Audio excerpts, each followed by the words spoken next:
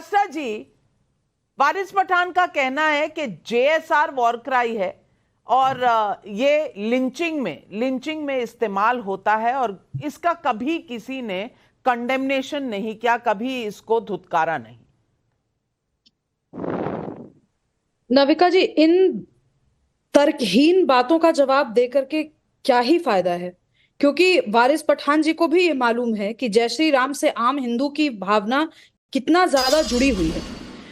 मैं मैं इस डिबेट को कम्युनलाइज नहीं करना चाहती, लेकिन अगर मैं पलटकर पूछ दूं कि अगर जय श्री राम बोल करके जो भी कह रहे हैं वारिस पठान जी, जो झूठ ही बोल रहे हैं कि हत्याएं की जाती हैं, तो क्या अल्लाह अकबर बोल करके नहीं किया गया?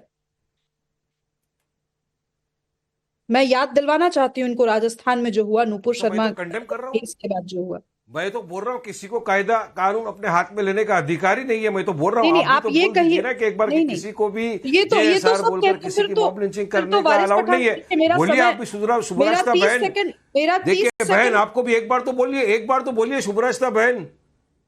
मैं बोलूंगी, अच्छा, मैं बिल्कुल बोलूंगी, लेकिन मैं पूछ रही हूं सुब्राष्टा जी, मैं वापस डिबेट के टॉपिक पर आती हूं और मैं पूछना चाहती हूं, मुहर्रम कॉरिडोर तो बन जाएगा, रामनवमी कॉरिडोर तो कभी नहीं सुना। हिंसक हिंदू होता है, ऑपोजिशन ने ये चार्ज लगाया है ममता बनर्जी पर भी, राहुल गांधी पर भी। ऐसा क्यों होता है कि बार बार सिर्फ हिंदुओं को ही दिखाया जाता है, जैसे हिंसा वो ही करते?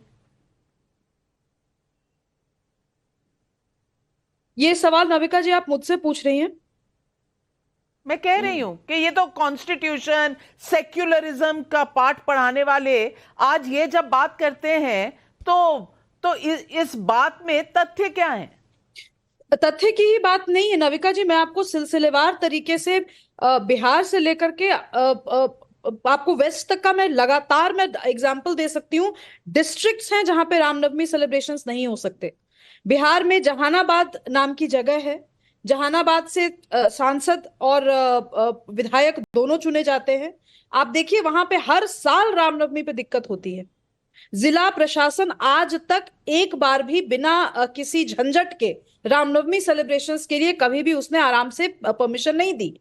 लेकिन आप उसका उलट देखिए कि कहीं कभी अगर जहानाबाद में मुहर्रम को लेकर के सेलिब्रेशन की बात अगर आती है, हालांकि उसको सेलिब्रेशन कहना गलत है, मुहर्रम को लेकर के जो भी उनका प्रोसेशन है वो होता है, उसको लेकर के कभी परेशानी नहीं होती। तो ये सिलसिलेवार तरीके से ऐसा हो रहा है। होता क्या है कि जब ये पैटर्न बनता है तो फिर कोई एक हिंदू संगठन अगर उठ खड़ा होता है और कहता है, इसके बारे में सिस्टमैटिक तरीके से बात करता है, तो इस बात को कम्युनल बता दिया जाता है। अब बादल देवनाथ जी क्यों इतना चिंतित हो रहे हैं मैं नहीं समझ पा रही। क्या बंगाल में ऐसी समस्या नहीं है? मैं आपको कॉन्स्टिट्यूएंसीज गिनाना शुरू कर सकती हूँ, मैं बिल्कुल बता सकती हूँ, लेकिन फिर आप मुकरिएगा नहीं कि ऐसा नहीं होता है। मैं पुलिस स्टेशन वाइज आपको डेटा दे सकती हूँ बादल देवनाथ जी, कि इस पुलिस स्टेशन के पास इस दिन इस एप्लीकेंट ने ये एप्लीकेशन डाला था और उस एप्लीकेशन का क्या हश्र हुआ। क्या वहां पर टीएमसी देखिए मैडम, मैं आपको रिक्वेस्ट करूंगा और एक बार पूरे बंगाल और बंगाली संस्कृति के बारे में जान लीजिए। ममता दीदी है, क्या मैं जानूं? मैं ऐसे स्कूल में, एक सेकंड बादल देवनाथ जी, एक तो बंगाल से आप लोग आते हैं तो आपको नहीं, एक सेकंड, टीएमसी के बंगाल के नेताओं को ऐसा लगता है कि बंगाली संस्कृति में उन्होंने पीएचडी कर रखी है। सुधांशु जैसे का सिया सुनी सिया नाविका जी, मैं किसी के बोलने के दौरान नहीं बोलती हूँ, मैं चाहती हूँ कि ये कर्टसी मुझे भी एक्सटेंड की जाए। मैं नेता नहीं, नेताओं को। बादल देवनाथ जी, आप सुब्राष्टा जी को सुन लें, उसके बाद मैं काउंटर का समय दूंगी। कमरुज़मान चौधरी जी, मैं आ रही हूँ। बादल जी, आप पहले सुब्राष्टा जी को सुन तो लीजिए, तभी तो काउंटर करेंगे। सुब्राष्टा जी।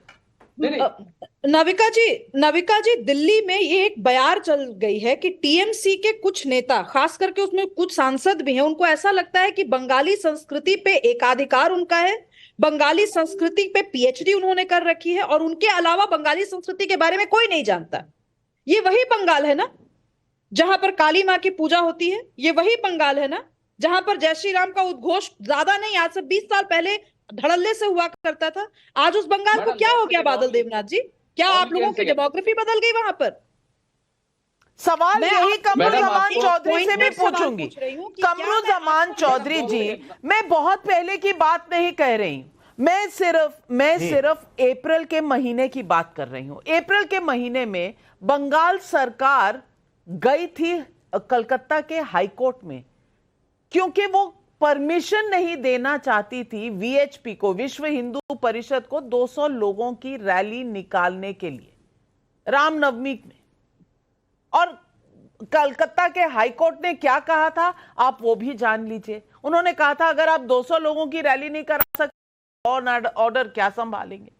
यानी कि रामनवमी पर आप रोकेंगे, मुहर्रम पर कॉरिडोर बनाएंगे, तो लोग पूछेंगे ना भाई ये धर्मनिरपेक्षता है, ये आपकी सेक्युलरिज्म है, और यही आप कॉन्स्टिट्यूशन उठा उठा कर दिखाते हैं। और वहां पर लोग, विपक्ष ये भी कह रहा है कि वहां शरिया लॉ चलता है।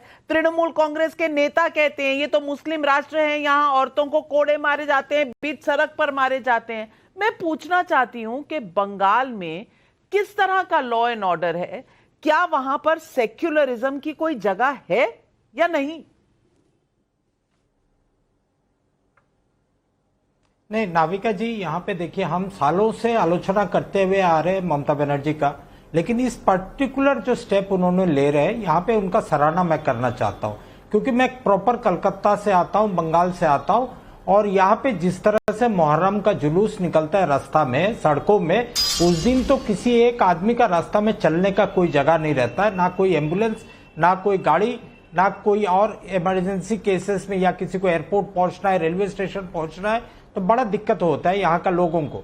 अगर ममता बनर्जी का ये इंटेंशन है, मैं नहीं जानता उनका क्या इंटेंशन है, अगर ये इंटेंशन है किसी तरह से कॉरिडोर बनाकर मुहर्रम का जो यहाँ पे प्रोसेशन लेकर आते हैं, जो मातम बनाते हैं, जो ताजिया लेकर निकलते हैं रास्ते में, उनका भी एक अधिकार है, अपना तरीका से वो करते हैं। हालांकि मैं पर्सनली इस चीज को नहीं मानता हूं, लेकिन फिर भी वो अगर अपना धर्म का हिसाब से निकलकर रास्ता में जा रहे तो उनका अधिकार है, और गवर्नमेंट उसमें जो है फेलिसिटेट कर रही है। मैं समझता हूं कलकत्ता वासियों के लिए बहुत अच्छा स्टेप है, लेकिन यहां पे इसको सांप्रदायिक रंग देना ये बहुत बड़ा गलत बात है। 1946 का जो नरसंहार हुआ था बंगाल में, उसको तुलना करके तुष्टिकरण को लाकर और अपना राजनीतिक रोटी सेकना यहाँ पे बड़ा गलत बात है, ये करना नहीं चाहिए। यहाँ पे अगर उत्तर प्रदेश में कवारियों पे फूल बरसाया जाता है हेलीकॉप्टर से, वो भी गलत है। अगर यहाँ पे किसी एक संप्रदाय को एडवांटेज दिया जाता है, वो भी गलत है। जिस टाइम हाईकोर्ट में जाकर मुहर्रम बनाम दुर्गा पूजा का विसर्जन का लड़ाई हाईकोर्ट में पहुंचे थे, तब भी हमने ममता बनर्जी का आलोचना किया था कि ये गलत हो रहा है, क्योंकि बंगाल में, लेकिन फिर राहुल गांधी की आवाज कहां चली जाती है?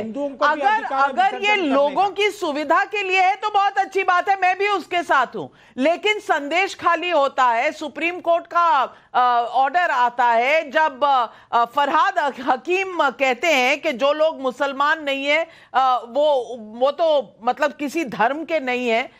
इस तरह की जब बातें होती हैं, तृणमूल कांग्रेस के नेता कहते हैं तो मुस्लिम राष्ट्र है, तो राहुल गांधी कहां चले जाते? कमरू जमान चौधरी, जवाब इसका दीजिए, क्योंकि कॉन्स्टिट्यूशन सबसे ऊंचा तो उन्हीं ने उठाया है ना इस चुनाव में।